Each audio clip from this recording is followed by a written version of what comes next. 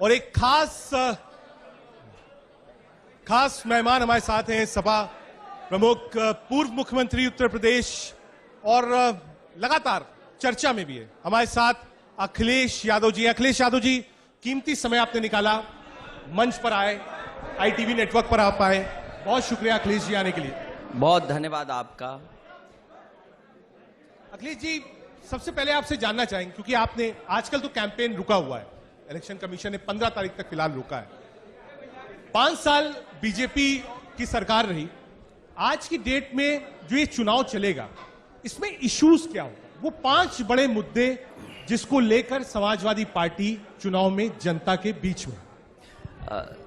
सबसे बड़ी बात यह है कि इधर उत्तर प्रदेश की जनता भारतीय जनता पार्टी को हटाना चाहती है और लगातार उनके मंत्री, उनके विधायक उन्हीं से नाराज हैं।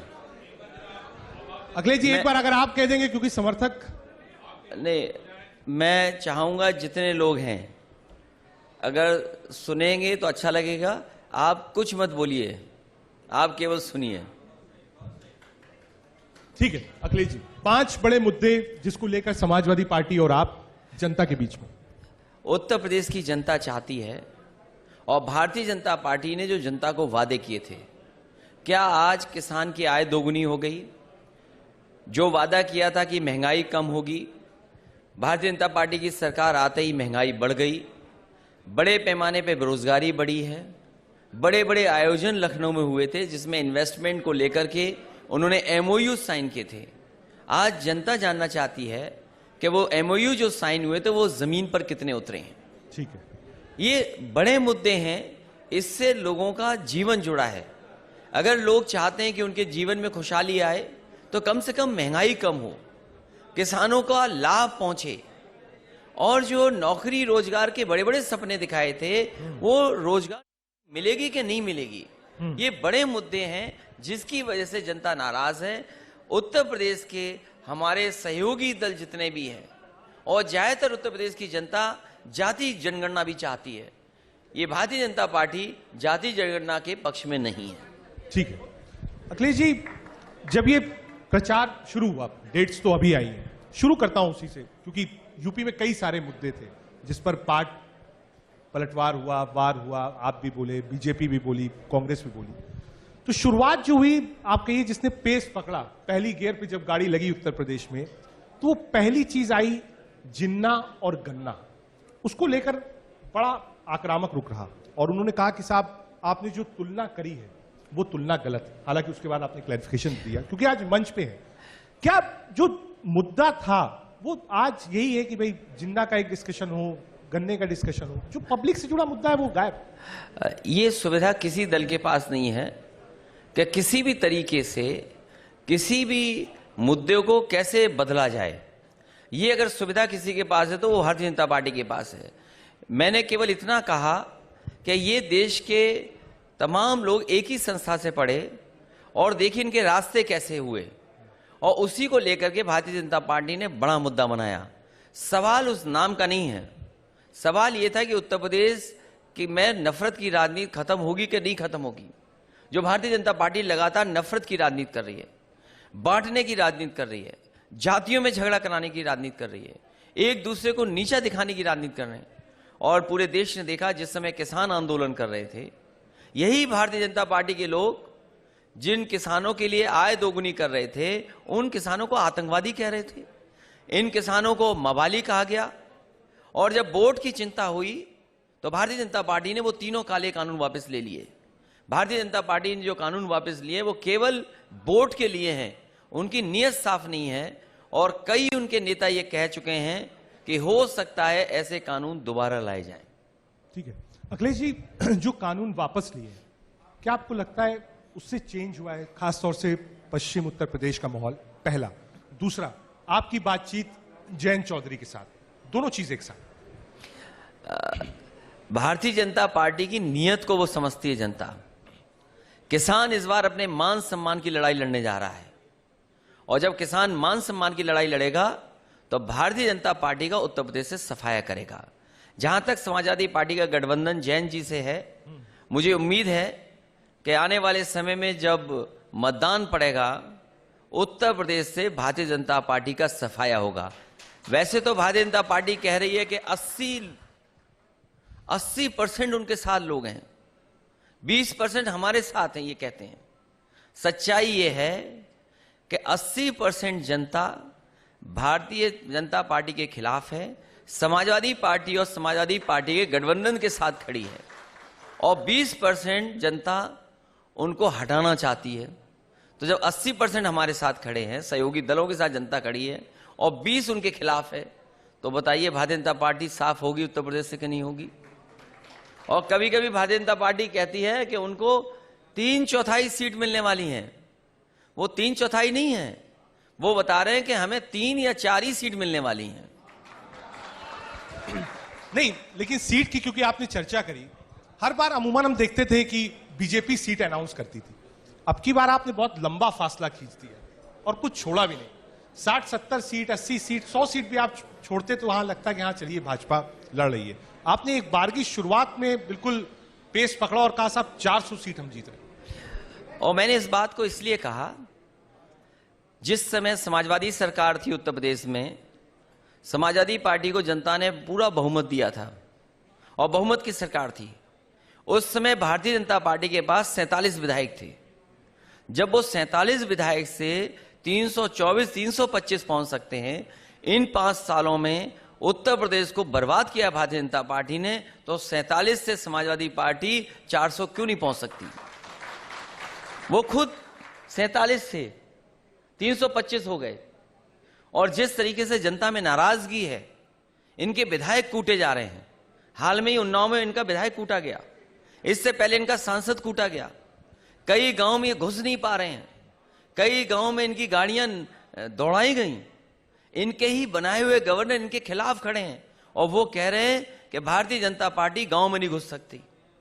तो मैं ये कह सकता हूं कि जिस समय जनता को मतदान करने का मौका मिलेगा, उत्तर प्रदेश से भारतीय जनता पार्टी का सफाया होगा और 400 सीटें गठबंधन जीत करके जाएगा। और आज के दिन जब हम और आप लोग यहां बैठे हैं, भारतीय जनता पार्टी की सरकार में स्वामी प्रसाद मौर्य जी मंत्री थे, वो छोड़ करके आ गए हैं। उन्होंने भी समाजवादी रास्ते को मजबूत बनाने के लिए, और उन्होंने नारा दिया है कि समाजवादी लोग और अंबेडकरवादी लोग मिलकर के उत्तर प्रदेश से भारतीय जनता पार्टी का सफाया करेंगे। इससे बड़ी उपलब्धि और क्या हो सकती है? आज विधायक भागना चाहते हैं भारतीय जनता पार्टी को छोड़ने के लिए। कोई टिकट मांगने वाला नहीं उनके यहां। टिकट मांगने वाली बैठक हो रही है, लेकिन टिकट किसको दें इसकी चिंता है उन्हें। उनके लोग उन्हें छोड़ करके जा रहे हैं। इसलिए मैं कह सकता हूं कि उत्तर प्रदेश में बदलाव होने जा रहा है, परिवर्तन होने जा रहा है। उत्तर प्रदेश एक बार फिर प्रोग्रेसिव पॉलिटिक्स की तरफ जा रहा है, खुशहाली की पॉलिटिक्स की तरफ जा रहा है, जहां पर सड़कें बनेंगी, अस्पताल बनेगा, संस्थाएं ऐसी बनेंगी जहां आज के हिसाब से पढ़ाई और ट्रेनिंग हो सके। चीजें बदली हैं, तो कम से कम सरकार ऐसी हो जो आज के समय को समझ करके उत्तर प्रदेश को आगे ले जाए। ठीक है अखिलेश जी, इस चुनाव में बुलडोजर की भी बहुत चर्चा रही। आपने भी खूब बोला, प्रधानमंत्री नरेंद्र मोदी जी ने भी बोला, योगी जी ने भी बोला, उनसे हमारी बातचीत हो रही थी, वो भी योगी जी भी मंच पे थे। तो उन्होंने कहा कि जो विकास के लिए रास्ता था उस पर समाजवादी पार्टी ने ब्रेकर्स बनाए, हमने वो बुलडोजर से वो ब्रेकर्स हटा दिए। पहला पार्ट। दूसरा पार्ट, उन्होंने कहा लॉ एंड ऑर्डर की जो सिचुएशन खराब थी, हमने उसको सही करने का काम 5 सालों में किया। आप ये ठीक कह रहे हैं कि बुलडोजर बहुत चल रहा है। वो साथ ही साथ ये भी बात मान लीजिए कि उत्तर प्रदेश की जनता बाबा, बुल और बुलडोजर से परेशान है। इस बार तीनों का सफाया एक बोर्ड से होने जा रहा है।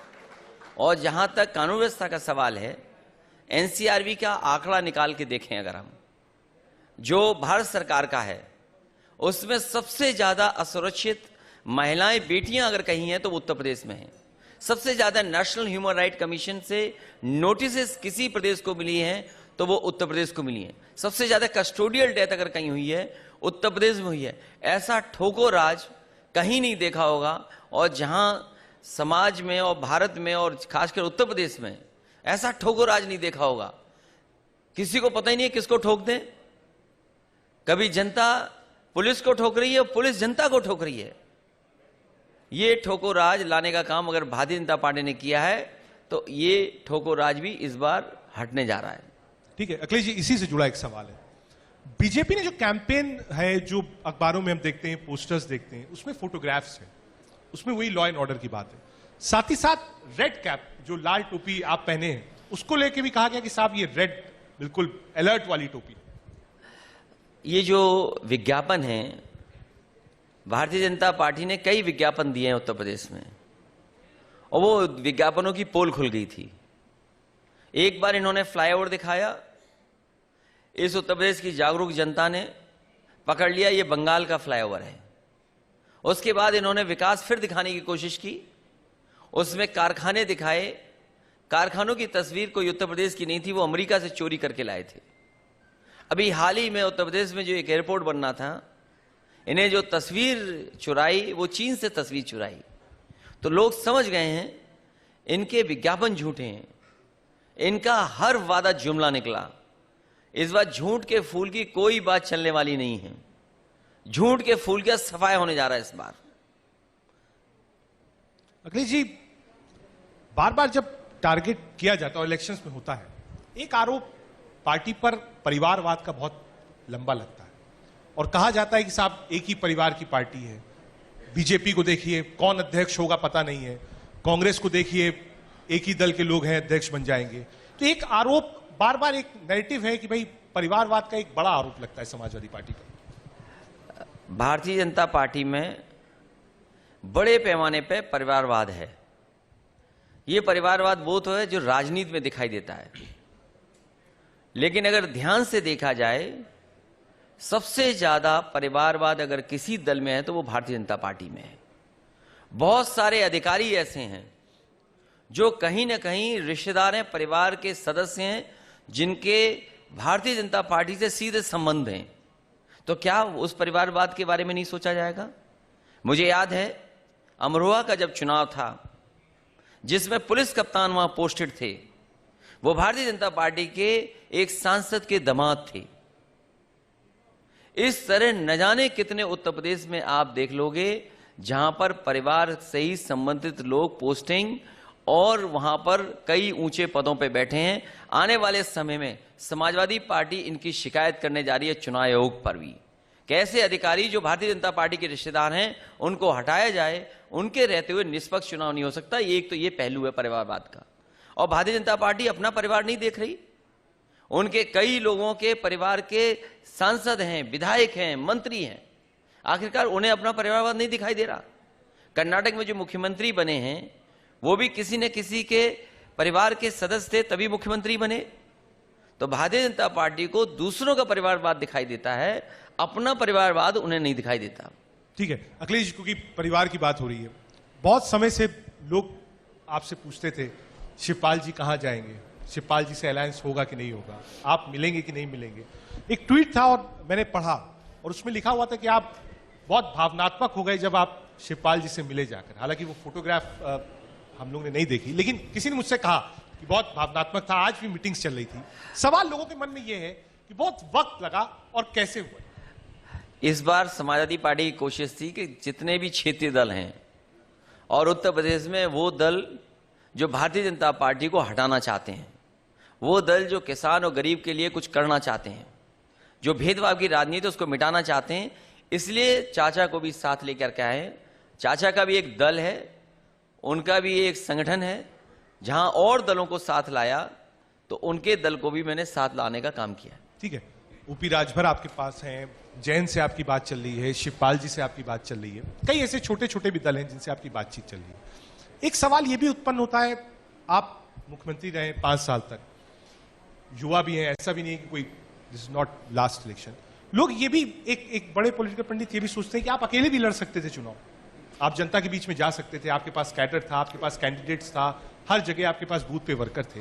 तो इतने सारे अलायंसेस की जरूरत क्यों पड़ी? और अगर मैं हाइपोथेटिकल क्वेश्चन होता है आपसे पूछ रहा हूं कि अगर सरकार आती है तो इतने सारे दलों को एक साथ लेकर चलाने में दिक्कत नहीं आएगी? उत्तर प्रदेश में जिस समय भारतीय जनता पार्टी ने सरकार बनाई थी, इसी तरह क्षेत्रीय दलों को साथ लाने का काम किया था। बहुत सारी जाति के नेता हैं या उन्होंने अपने समाज में काम करते करते उन्होंने दल बना लिया, उन दलों को साथ लाने का काम किया। समाजवादी पार्टी ने पहला काम ये किया कि जो भारतीय जनता पार्टी के साथ दल हैं उनको बाहर लाया जाए। और मुझे खुशी है कि सबसे पहले ओम प्रकाश राजभर जी बाहर आए और उन्होंने से हमारी समाजवादी पार्टी का अलायंस हुआ। जिस दरवाजे से भारतीय जनता पार्टी सत्ता में पहुंची थी, उसी दरवाजे को बंद करने का काम ये क्षेत्रीय दल करेंगे और उनके साथ समाजवादी पार्टी खड़ी है। ठीक है अखिलेश जी, अभी प्रेस कॉन्फ्रेंस थी और इलेक्शन कमीशन ने उसके पहले जब अनाउंस किया तो कहा 15 तारीख तक कोई भी रैलीज रोड शोज आप नहीं कर सकते। मोड ऑफ कनेक्ट चेंज हुआ है। पहले आप रैलीज करते थे, हमने कई विजुअल्स देखे, वीडियोस देखे, जब आप सुबह 6 बजे भी लखनऊ लौटे, रात में जनता आपके पास खड़ी थी। अब ऐसा नहीं हो सकता। ये चुनाव कैसे लड़ेगी समाजवादी पार्टी, कैसे आप ज्यादा से ज्यादा लोगों के पास पहुंचेंगे? और आपने कहा भी कि चुनाव आयोग को देखना चाहिए कि हर पार्टी के पास उतना संसाधन और उसका वोट बैंक उस तरीके का नहीं है कि वो डिजिटली कनेक्ट इतने वास्ट कैंपस में कर पाए। स्वाभाविक है कि किसी को ये नहीं पता था कि चुनाव इस तरीके से होगा। लोगों में ये आशंका थी कि बीमारी आएगी तो चुनाव कहीं टल ना जाए, लेकिन खुशी है इस बात की कि चुनाव आयोग ने तारीखें घोषित कर दी हैं। कुछ पाबंदियों के साथ चुनाव प्रचार करना होगा। जहां तक समाजवादी पार्टी का सवाल है, समाजवादी पार्टी पूरी तरीके से डिजिटली भी तैयार है और डिजिटल के साथ साथ समाजवादी पार्टी का पूरा कैडर फिजिकली भी तैयार है। भारतीय जनता पार्टी जहां वर्चुअल रैली करेगी, हो सकता है उनकी बैटरी डिस्चार्ज हो जाए, लेकिन जो फिजिकली काम करेंगे उनकी बैटरी डिस्चार्ज नहीं होने वाली। तो समाजवादी पार्टी के फिजिकली इतनी बड़ी संख्या में कार्यकर्ता नेता हैं जो गांव-गांव जाकर के लोगों का समर्थन सहयोग मांगेंगे। मैंने इस बात को इसलिए कहा कि समाजवादी पार्टी तो मुकाबला कर सकती है बीजेपी का, लेकिन कई क्षेत्रीय दल हैं। मान लीजिए ओम प्रकाश राजभर जी का दल है, डॉक्टर संजय चौहान जी का दल है, महान दल है, अभी नया दल बना है, मान लीजिए आदरणीय श्रीमती कृष्णा पटेल जी हैं, उनका दल है। आरएलडी भी एक हद तक सक्षम है कि वो डिजिटली लड़ाई लड़ सकता है। तो ये जो छोटे दल हैं, ये क्षेत्रीय दल हैं, इनके पास कहाँ इंफ्रास्ट्रक्चर है? कहीं ना कहीं इनके बारे में इलेक्शन कमीशन को सोचना चाहिए और इन्हें इन दलों को भी मौका मिले, चाहे वो टीवी पर मिले, चाहे सरकारी चैनलों पर मिले, और अगर कुछ रास्ता निकाला जा सके इन दलों के लिए तो चुनाव आयोग को जरूर विचार करना चाहिए। ठीक है अखिलेश जी, अलायंसेस की बात आपने करी। एक अलायंस लोकसभा इलेक्शंस में आपने बहुजन समाज पार्टी के साथ किया था, विधानसभा में पिछली बार कांग्रेस पार्टी के साथ किया था। इस बार क्या कोई बातचीत नहीं हुई? सीट्स पर बातचीत नहीं बनी आपकी? कोई ऐसा व्यक्ति नहीं था जो शायद सहजता से बात कर पाता? ये दो पार्टीज आउट ऑफ फ्रेम। लोग कहते हैं कि साहब जब सारे दल साथ में हैं तो रह सकते थे, और आपने दोनों के साथ चुनाव लड़ा है। इन दोनों को अब की बार आपने अलग रखा है इलेक्शन से। बड़े राष्ट्रीय दल या बड़े दलों के साथ समाजवादी पार्टी का अनुभव ठीक नहीं रहा, और जब गठबंधन के लिए जाए इन दलों के पास तो बड़ी संख्या में सीटें मांगते हैं। इसलिए समाजवादी पार्टी की कोशिश रही कि क्षेत्रीय दलों को साथ लाएं, जिससे कम से कम सीटों में गठबंधन हो जाए और साथ लड़ें, क्योंकि इन दलों में इतनी बड़ी संख्या की डिमांड नहीं होगी सीटों की जितनी राष्ट्रीय पार्टियां मांगेंगी। मांगने को दूसरे दलों ने बहुत मांगा, लेकिन अंततः जीत क्या हुई? इसलिए जो अनुभव था बड़े दलों के साथ वो ठीक नहीं रहा। इस बार क्षेत्रीय दलों को लाने का काम समाजवादियों ने किया है। ठीक है, प्रियंका गांधी भी कैंपेन कर रही हैं। एक जहाज वाली तस्वीर आई थी जो आप लोग एक ही प्लेन पे थे, मैंने उनका भी इंटरव्यू किया था, पूछा था, तो उन्होंने कहा कि भाई हमारे पास जो लोग डरपोक थे, मैंने अखिलेश जी से थैंक यू कहा कि वो लोग आपने ले ली। और कांग्रेस के बहुत सारे ऐसे लीडर्स कानपुर से हों, पश्चिमी उत्तर प्रदेश से हों, आपकी तरफ आए। प्रियंका गांधी वाड्रा को आप कैसे देखते हैं उत्तर प्रदेश में? उनकी पार्टी कोशिश कर रही है, लेकिन उनकी जितनी बुराइयां थीं उसी की वजह से भारतीय जनता पार्टी आज दिखाई दे रही है। और आज अगर मोटी मोटी राजनीति हम देखें तो कांग्रेस के रास्ते पे ही भारतीय जनता पार्टी चल रही है। भारतीय जनता पार्टी की कोई नई राजनीति नहीं है। जहां तक उस तस्वीर की बात है, मैंने उस समय भी कहा था कि जो सच्चा कांग्रेसी होगा वो कभी डरपोक नहीं होगा। अब पता नहीं वो किस कांग्रेसी के बारे में बात कर रही थी। जो सच्चा कांग्रेसी होगा वो डरपोक नहीं हो सकता। ठीक है। अखिलेश जी, सेशन को आगे बढ़ाएं क्योंकि चर्चा मंदिरों की बहुत है। हमने बनारस मंदिर देखा, अयोध्या में कई कार्यक्रम देखे, मथुरा का भी जिक्र आया। योगी आदित्यनाथ जी ने कहा कि भाई सांस्कृतिक राष्ट्रवाद कोई गलत चीज नहीं। अगर हम जीर्णोद्धार करा रहे हैं, मंदिर में जा रहे हैं, तो इसमें गलत क्या है? हमारे बाबा मुख्यमंत्री पूजा करने नहीं जानते, उनको पूजा करने का तरीका ही नहीं पता है। और अभी बनारस में जब गए थे वो मंत्रों का भी उच्चारण नहीं कर पा रहे थे, और इस सच्चे योगी भी नहीं है। क्योंकि योगी की परिभाषा ये है कि जो दूसरों का दुख अपना दुख समझे वो योगी है। लेकिन हमारे जो मुख्यमंत्री हैं दूसरों को दुख दे रहे हैं, तो योगी नहीं हो सकते। जहां तक पूजा पाठ का सवाल है, ये सबकी व्यक्तिगत आस्था का सवाल है, कौन किस तरीके से और कौन कहां पूजा करना चाहता है। लेकिन भारतीय जनता पार्टी के लिए धर्म, पूजा पाठ एक वोट मांगने का रास्ता है। मथुरा की बहुत चर्चा है। केशव प्रसाद मौर्य जी थे, बीजेपी थे, उन्होंने चर्चा करी और सीधा सवाल कहा कि अखिलेश जी इस पर क्यों नहीं बोल रहे, उनको खुलकर बोलना चाहिए इस पर। किसी भी ऐसे मुद्दे पर जहां जनता को लाभ हो वो भारतीय जनता पार्टी नहीं बात करेगी। आज किसानों की आय दोगुनी होगी कि नहीं होगी उस पर कोई जवाब नहीं है। उत्तर प्रदेश का यूथ, उत्तर प्रदेश का नौजवान रोजगार और नौकरी चाहता है, उस पर बात नहीं होगी। इस बार यूथ ने ठान लिया है कि अपने बूथ पर भारतीय जनता पार्टी का सफाया करेंगे। जो महंगाई बढ़ी है उसके कोई जवाब नहीं है। लगातार महंगाई बढ़ रही है और उसका परिणाम ये हो रहा है कि कमाई भी आधी हो गई है। आज किसी को मुनाफा नहीं हो रहा, कमाई आधी है और महंगाई दोगुनी हो जाएगी तो कैसे खुशहाली आएगी। आज कोई कारखाना उद्योग नहीं लगा है। बाबा मुख्यमंत्री जी नहीं बता सकते कि लखनऊ में कौन सा कारखाना लगा है। भूल जाइए लखनऊ, अगर कहीं भी उन्होंने कोई नया कारखाना लगाया हो जो इन्वेस्टमेंट मीट में एमओयू साइन हुए तो बताएं सरकार। वन डिस्ट्रिक्ट वन प्रोडक्ट के बारे में बहुत प्रचार किया इन्होंने, लेकिन किसी का समर्थन मिला है, किसी का सहयोग किया इन्होंने। आज उत्तर प्रदेश में एमएसएमईज और स्मॉल स्केल इंडस्ट्री पूरी ठप हो गई, जो हमारी ताकत थी।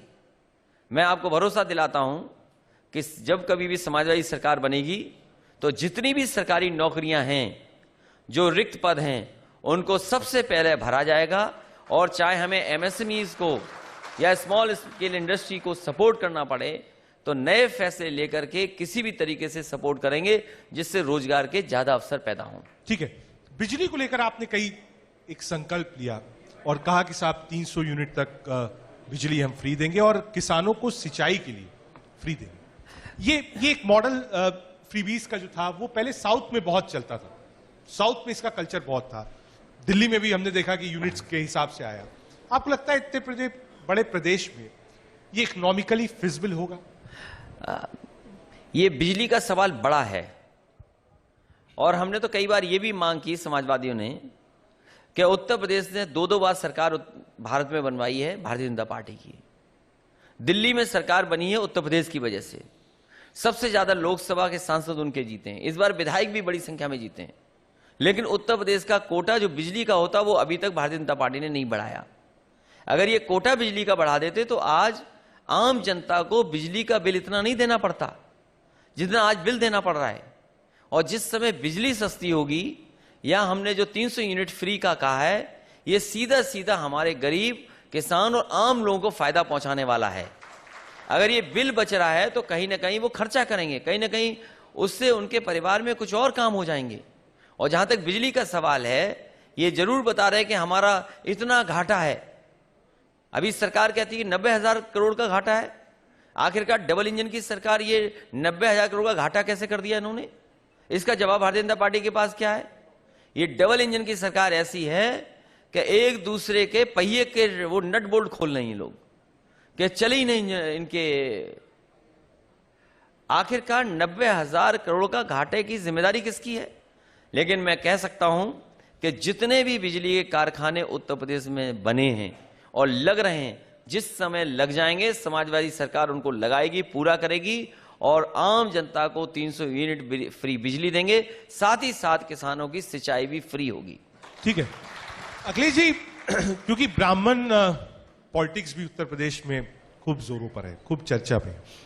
आप भी गए, मूर्ति का आपने अनावरण किया और फरसा लेकर आप रथ पर निकले परशुराम जी का। हालांकि आपने कहा था कि एक मूर्ति लखनऊ में भी अगर होगा तो हम बहुत बड़ी मूर्ति बनवाएंगे।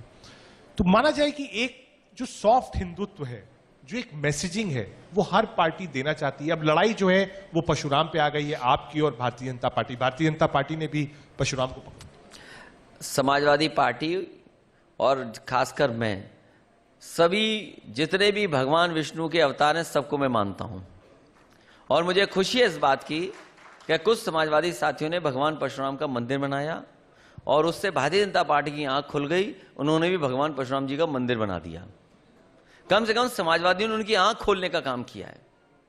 और जहां तक महापुरुषों का सम्मान या भगवान के लिए कुछ बनाने की बात होगी तो समाजवादी पार्टी कभी पीछे नहीं हटेगी, समाजवादी पार्टी सहयोग करेगी। ठीक है, अभी आपने कहा कि आपकी वजह से ही बीजेपी की आंख खुली और उन्होंने भी इसकी चर्चा की। एक टिप्पणी आपने प्रेस कॉन्फ्रेंस में भी करी कि जब आप सोते हैं तो सपने में भगवान आपके आते हैं और कहते हैं कि अब सरकार बनने वाली है। हमारे उत्तर प्रदेश के मुख्यमंत्री जी बहुत चिंता करते हैं कौन किस समय सो रहा है, कौन किस समय जग रहा है। उन्होंने ये बात कही कि आप 12 बजे सो के उठते हैं। उन्हें यह भी चिंता है कि किसके सपनों में कौन आ रहा है। लेकिन बाबा मुख्यमंत्री जी को यह चिंता नहीं है जो दावा करते हैं कि 24 घंटे काम कर रहे हैं। अगर वो 24 घंटे काम कर रहे हैं तभी तो इतनी बेरोजगारी है। 24 घंटे काम कर रहे हैं इसीलिए तो महंगाई है। अगर कम घंटे काम किया होता तो शायद इतने बड़े पैमाने पे बेरोजगारी न होती। लेकिन मंदिर को लेके राजनीति खूब होती है। अयोध्या में कहा गया कि साहब समाजवादी पार्टी रिजिम में कोई काम नहीं किया गया। काशी के जीर्णोद्धार का काम प्रधानमंत्री ने कराया। कहते हैं साहब समाजवादी पार्टी ने इस तरफ देखा ही नहीं, आप कोशिश कर रही है देखने की। इस समय सुप्रीम कोर्ट का सभी धन्यवाद दे रहे हैं। माननीय सुप्रीम कोर्ट के फैसले के बाद भगवान श्री राम का मंदिर बन रहा है। भारतीय जनता पार्टी जानबूझकर डिले कर रही है, जानबूझ करके नहीं बनाना चाहती है, क्योंकि भारतीय जनता पार्टी को वोट चाहिए। सुप्रीम कोर्ट के फैसले के बाद कम से कम इन्हें मंदिर का निर्माण जल्दी करा देना चाहिए था। और जहां तक कहीं भी जीर्णोद्धार या किसी तरह का मॉडिफिकेशन हो रहा है, समाजवादी सरकार थी उस समय भी जो हो सकता था उसका सहयोग किया गया। जो इतना बड़ा बनकर के तैयार हुआ वाराणसी में, सबसे पहले अगर किसी ने प्लॉट या कुछ जगह ली गई थी सरकार की तरफ से तो समाजवादी सरकार में न केवल जगह ली गई बल्कि जो वहां के पुजारी हैं उनका भी मानदेय अगर किसी ने पहली बार बनाया और बढ़ाया तो वो समाजवादी सरकार थी जो यहाँ के पूजा पाठ करने वाले ब्राह्मणों का मानदेय देने का काम किया। ठीक है, इत्र की बहुत चर्चा है अखिलेश जी। लखनऊ आइए तो हालांकि कन्नौज का है, लेकिन अब पूरा देश इत्र और कन्नौज दोनों चीज पहले भी जानता था, लेकिन अब फेमस हो गया। समाजवादी पार्टी इत्र आपने लॉन्च किया, हमने देखा 2-4 दिन तक उसकी चर्चा थी, उसके बाद चर्चा उसकी खत्म हो गई थी, ईमानदारी वाली बात। लेकिन उसके बाद जब छापे पड़ने शुरू हुए तो छापे के बाद एक बार फिर से इत्र की जो महक थी वो बाहर आ गई। आपकी टिप्पणी उसमें। कन्नौज में इत्र कोई आज से बनना शुरू नहीं हो गया, कई 100 वर्षों से इत्र बन रहा है। अगर इत्र को कोई बदनाम करना चाहता है तो वो है भारतीय जनता पार्टी। कन्नौज का एक इतिहास रहा है, बहुत शानदार इतिहास रहा है। सम्राट हर्षवर्धन ने न केवल कन्नौज बल्कि लोगों को जोड़ा, लोगों को सम्मान दिया, बल्कि पहली बार उस जमाने में कुंभ में सबसे ज्यादा दान देने वाला कोई सम्राट रहा तो वो हर्षवर्धन रहा। तो बताइए कन्नौज को बदनाम कर रहे हैं लोग, इत्र को बदनाम कर रहे हैं। ये भारतीय जनता पार्टी के वो लोग हैं जो इत्र को नहीं पसंद करते हैं, ये नफरत को पसंद करते हैं, ये नफरत की दुर्गंध को पसंद करते हैं। जहां तक इत्र का सवाल है, उस इत्र व्यापारी का सवाल है, भारतीय जनता पार्टी ने अपने ही व्यक्ति पर छापा मारा और छापा ऐसा मारा कि न जाने कितने रुपए निकल करके आ गए। बहुत कोशिश की कि समाजवादी पार्टी के लोगों का नाम बदनाम हो जाए और अपनी नाकामी छिपाने के लिए उन्होंने समाजवादी लोगों पे भी छापे मारे, लेकिन वहां भी कुछ नहीं मिला। ये नाकामी है। और जहां तक छापों का सवाल है, भारतीय जनता पार्टी वहां छापे मारती जहां जहां चुनाव है, और यह भी देखा गया है जहां जहां छापे पड़े हैं वहां भारतीय जनता पार्टी हारी है। अखिलेश जी, छापे को लेकर कुछ दिन पहले जो सोशल मीडिया की टीम है बीजेपी की, एक फोटो ट्वीट करी जिसमें आप भी थे, पंपी जैन भी थे, और एक रेड राउंड लगा हुआ था और बताया गया कि देखिए जिस व्यक्ति के यहां पहले छापे पड़े थे वो साथ में है और आप लोग विदेश में।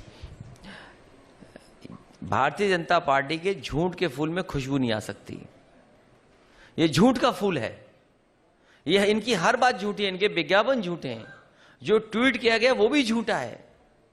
ये कारोबार नहीं करना चाहते, कारोबार से लोग जुड़ते हैं, उद्योग कारोबार बढ़ेगा तो लोग आपस में जुड़ेंगे, लेकिन ये झूठ का प्रचार ज्यादा करते हैं। सबसे ज्यादा देश में अगर कोई झूठी पार्टी है तो भारतीय जनता पार्टी।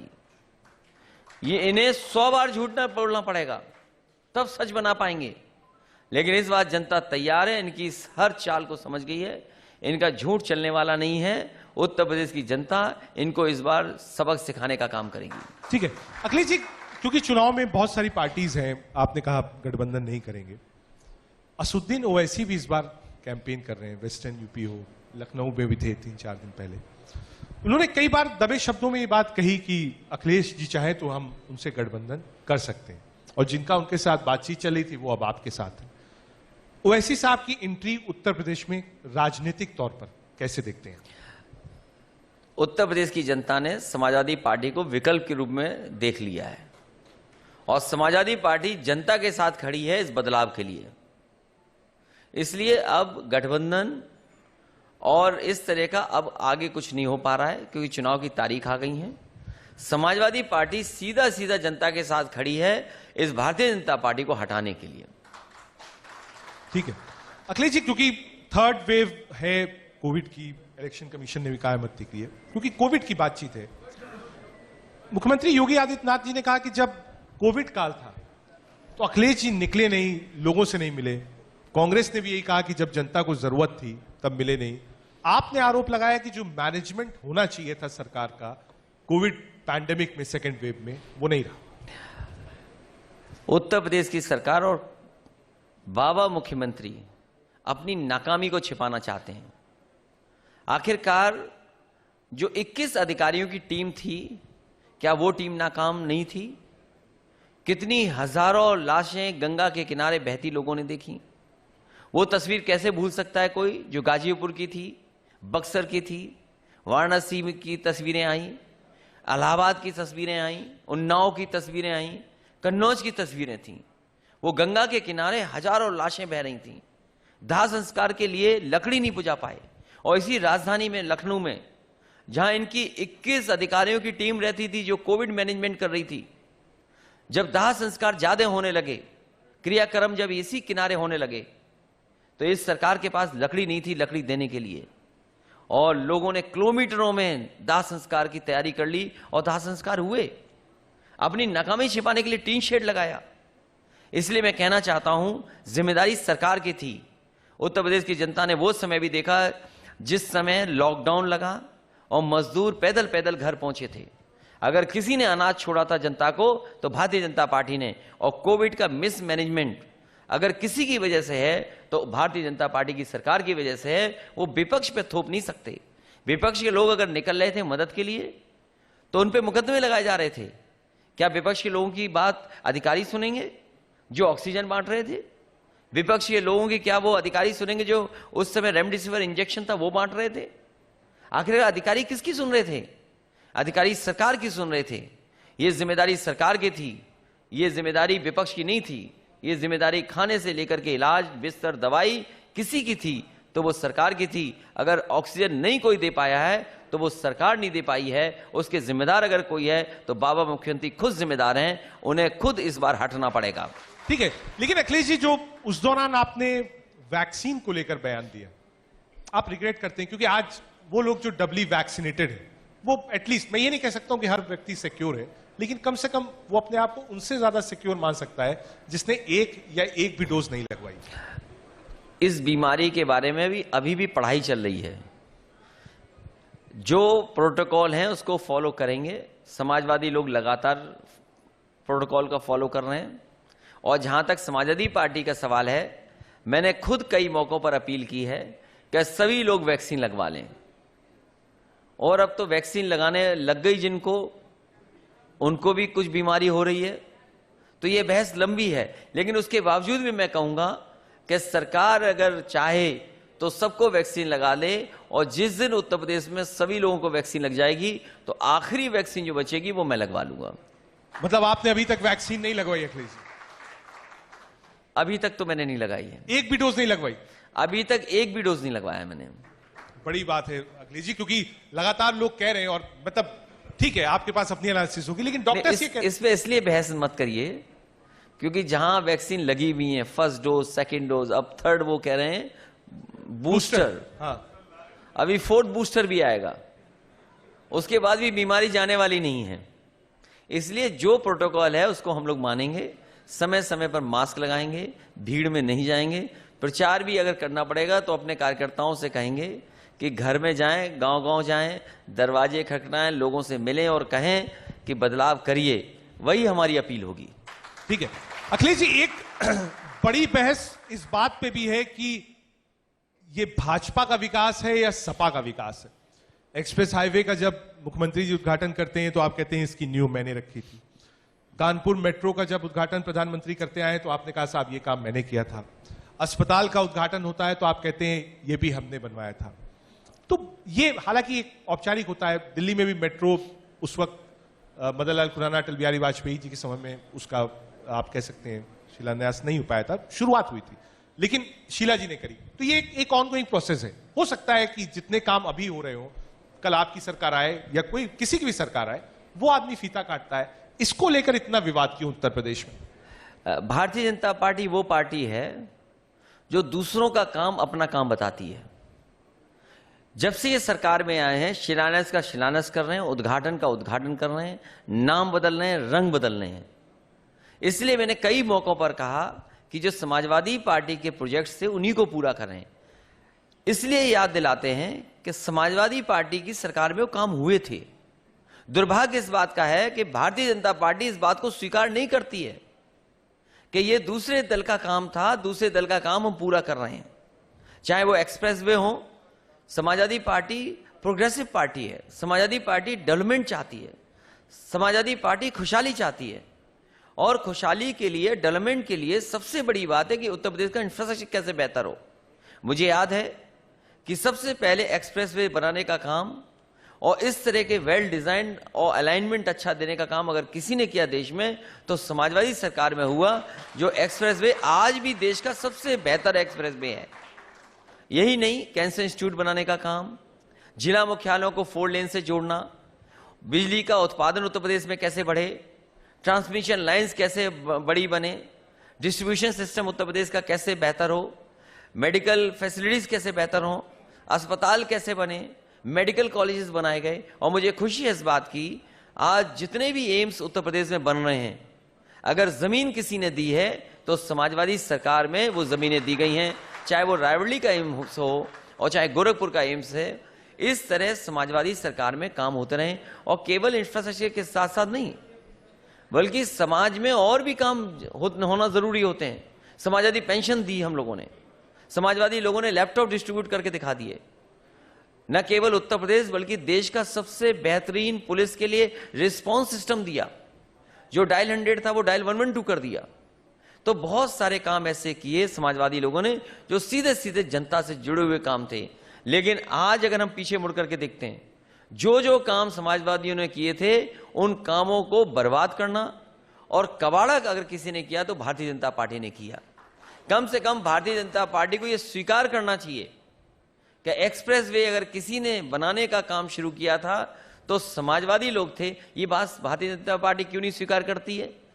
जब स्वीकार नहीं करती है, इसीलिए जनता को हम याद दिलाते हैं कि दिल्ली से कैंची आती है और लखनऊ से फीता लगता है, तब समाजवादी पार्टी के योजनाओं का उद्घाटन होता है। ठीक है अखिलेश जी, लेकिन कई उद्घाटन के मौके पर प्रधानमंत्री जी भी यहां थे, उनके कई भाषण थे, उन्होंने सीधे सीधे आपको ही अटैक किया और कहा कि 5 सालों में भ्रष्टाचार होता था। उन्होंने ये भी कहा कि साहब गुंडे जो थे वो सड़कों पर थे, और सीधे अटैक आपको किया। और इसी से जुड़ा हुआ दूसरा ही प्रश्न, जो पहला पोस्टर लॉन्च हुआ उसमें योगी आदित्यनाथ जी और प्रधानमंत्री जी की फोटो थी, और लोग कहते हैं मोदी है तो मुमकिन है। देखिए, भ्रष्टाचार विपक्ष के लोग नहीं करते हैं, भ्रष्टाचार विपक्ष के लोग पकड़ते हैं और सवाल खड़ा करते हैं। अगर कोई भ्रष्टाचार करता है तो सरकार में बैठे हुए लोग करते हैं। ये सरकार के लोग बताएं कि एक मंत्री स्वास्थ्य विभाग में मंत्री थे, वो स्वास्थ्य विभाग उनसे क्यों छीन लिया गया था? वो स्वास्थ्य विभाग इसलिए छीन लिया गया था कि उन्होंने हर डिस्ट्रिक्ट के सीएमओ का रेट तय कर दिया था। सरकार क्या ये स्वीकार करेगी? और न केवल ये, बल्कि कई बार सवाल खड़े हुए हैं उत्तर प्रदेश की सरकार के ऊपर। आप बताइए, गौशाला कहां चल रही है? गाय मां जिसको बोलते हैं आप, भूखी है, भूसा खा जा रही है सरकार, और गौशाला के नाम पर न जाने कितने एकड़ जमीन कब्जा कर ली। जो सरकार ऑक्सीजन नहीं दे पाई, इधर देखो सड़कों पे ऑक्स घूम रहे हैं, ऑक्सी ऑक्स घूम रहे हैं सड़कों पर, ऑक्सीजन नहीं दे पाई लेकिन ऑक्स घूम रहे हैं सड़कों पे। तो ये सरकार वो है जो नाकाम सरकार है, जो नाकाम है हर काम में।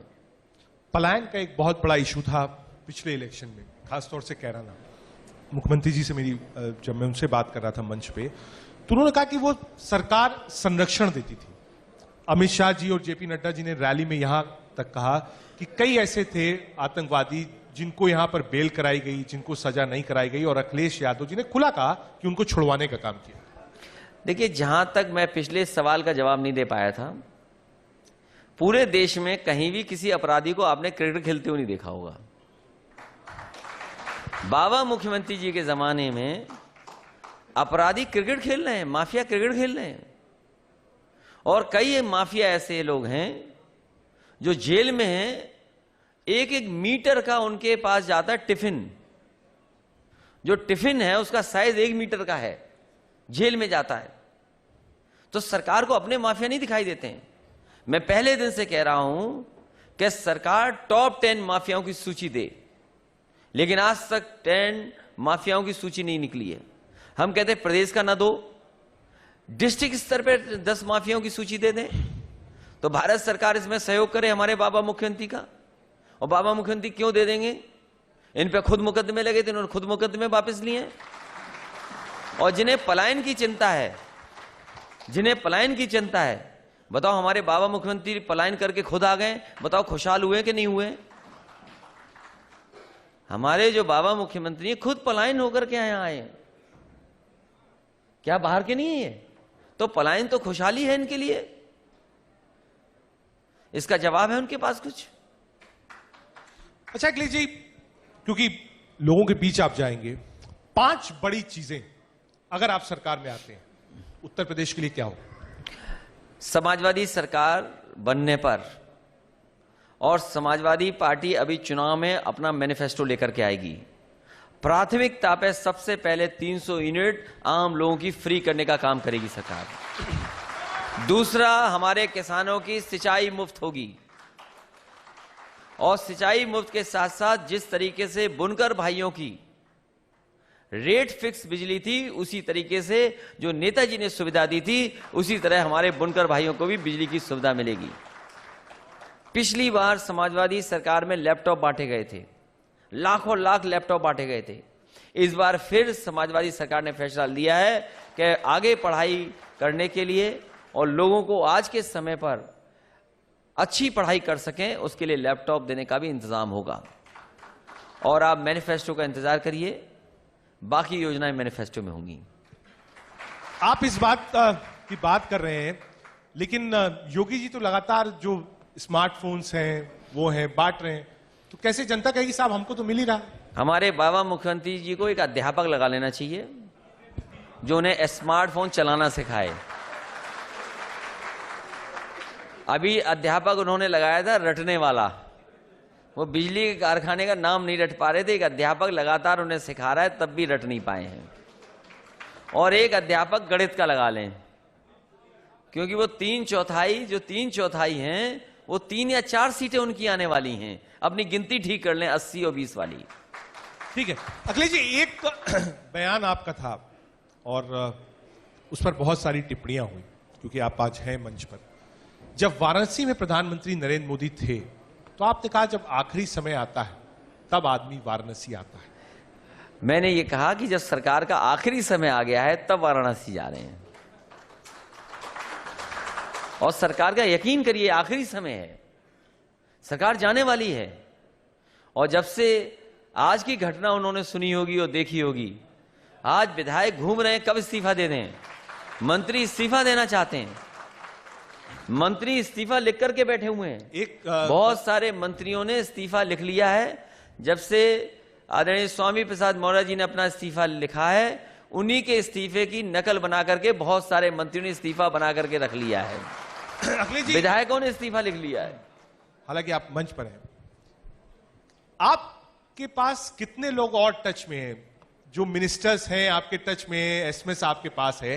क्योंकि जानकारी ये है कि कई सारे ऐसे लोग हैं जो आपके टच में हैं, आप होल्ड ऑन करा के रखते हैं, कहते हैं धीरे धीरे आओ, एक एक करके आओ, जिसमें हेडलाइंस मेंटेन है। अब टच में जो है उनको टिकट नहीं देंगे, अब अपने लोगों को टिकट देंगे। तो बाहर से मतलब अब एंट्री बंद है, दरवाजे बंद, या अभी भी ओपन है? नहीं, अभी जो टच में हैं, हाँ, उनसे ज्यादा को टिकट नहीं देंगे। अब अपने लोगों के विचार करेंगे टिकट किसको दें। ठीक है। अखिलेश जी, ये तो उत्तर प्रदेश की बात हुई, एक नेशनल नैरेटिव है जिसमें हमने देखा कि चुनाव जीतने के बाद ममता बनर्जी सभी लोगों से मुलाकात कर रही हैं, विपक्ष की एक नया आप कह सकते हैं दल बनाने की कोशिश कर रही हैं, अरविंद केजरीवाल जी भी हैं, उत्तर प्रदेश को आप भी रिप्रेजेंट करते हैं, कांग्रेस पार्टी से लोगों ने दूरी बनाई है। ये जो नेशनल पर्सपेक्टिव बन रहा है विपक्ष को लेकर, इसको कैसे देखते हैं? ये समाजवादी पार्टी इतना बड़ा सपना नहीं देख रही है। उस समाजवादी पार्टी का पहला सपना है कि उत्तर प्रदेश को ठीक रास्ते पर लेकर के जाए। यहाँ की सड़कें अच्छी हों, अस्पताल अच्छे हों, बिजली सस्ती हो, उद्योग कारखाने चलें। ये देश का सबसे बड़ा प्रदेश है, ये देश की तरक्की कर सकता है वो प्रदेश है, ये देश की जीडीपी को बेहतर कर सकता है वो प्रदेश है। जिस समय उत्तर प्रदेश में चीजें ठीक होंगी, और मैं दावा कर सकता हूं अगर जनता समाजवादियों को मौका देगी तो देश का सबसे बेहतरीन अगर कोई प्रदेश होगा तो उत्तर प्रदेश होगा। और यहां का एक एक काम एग्जाम्पलरी होगा। और एग्जाम्पलरी मैं इसलिए कह सकता हूं कि समाजवादी सरकार में कोई भी काम हुआ होगा, अगर मेट्रो बनी है तो दिल्ली और मुंबई से बेहतर मेट्रो अगर कहीं है तो वो लखनऊ की और कानपुर की, और आने वाले समय में आगरा की मेट्रो होगी। अगर बस स्टैंड कहीं भी हैं जो बेहतरीन बन सकते थे, समाजवादियों ने अपनी सरकार में बना करके दिखाए। और बसें भी ऐसी इंतजाम कर रहे थे जो गरीब चलते हैं उसके लिए इंतजाम अच्छा होता। स्टेडियम भी अगर किसी ने बनाया वर्ल्ड क्लास, तो समाजवादी लोगों ने लखनऊ में वर्ल्ड क्लास स्टेडियम बना दिया। ऐसा स्टेडियम अभी नहीं दिखाई देता है। साथ ही साथ एक रिवर फ्रंट की बहुत चर्चा होती है, लेकिन समाजवादियों ने उनके रिवर फ्रंट से अच्छा रिवर फ्रंट बना दिया, इसीलिए उसकी सीबीआई हो गई, इसीलिए उसकी ईडी हो गई। और मैं दावे के साथ कह सकता हूं, लखनऊ का जो गोमती का रिवर फ्रंट है, देश का सबसे बेहतर रिवर फ्रंट अगर कोई है तो वो आपका गोमती का रिवर फ्रंट है। तो इस तरीके से समाजवादी लोगों ने एग्जाम्पलरी काम करके दिखाए हैं। अगर लैपटॉप भी दुनिया के बेहतरीन कहीं बांटे गए तो उत्तर प्रदेश के नौजवानों को समाजवादी लोगों ने लैपटॉप बांट करके दिखा दिए। और हमारे बाबा मुख्यमंत्री जी टैबलेट दे रहे हैं, 4.5 साल पता नहीं कौन सी टैबलेट देते रहे, और ऐसी टैबलेट दे रहे हैं जो खुद नहीं चला पाते हैं। ठीक है अखिलेश जी, एक मिनट।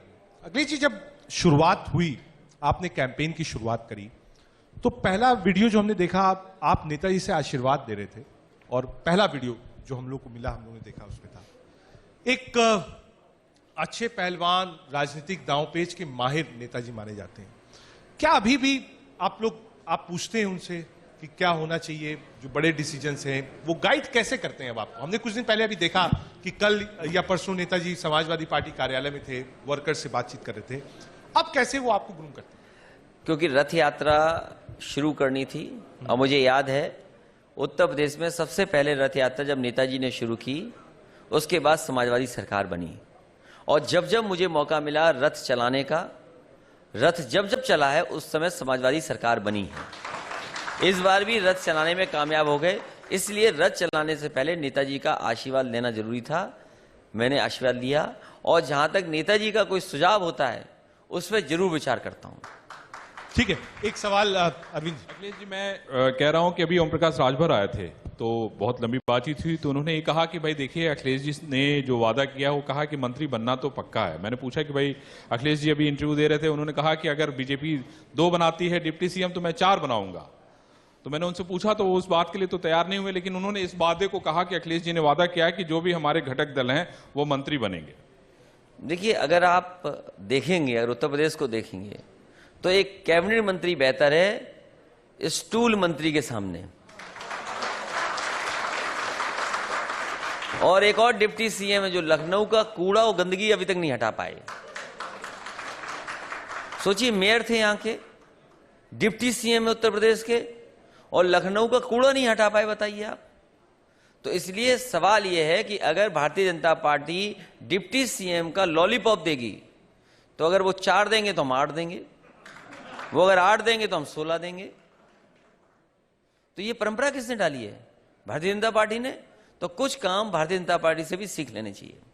ठीक है अखिलेश जी, आखिरी सवाल मंच में आपसे, क्योंकि आपने शुरुआत में ही 400 का एक टारगेट और बता दिया हम 400 सीट जीत रहे हैं, तो इसके बाद कोई सवाल, आपने सारे सवालों पर विराम लगा दिया, लेकिन मैं उसके बाद भी प्रयास करूंगा। आप जनता के बीच में गए हैं, मूड है, मैं ये जानना चाहता हूं कि इस वक्त समाजवादी पार्टी कहां पर है, कितनी सीट?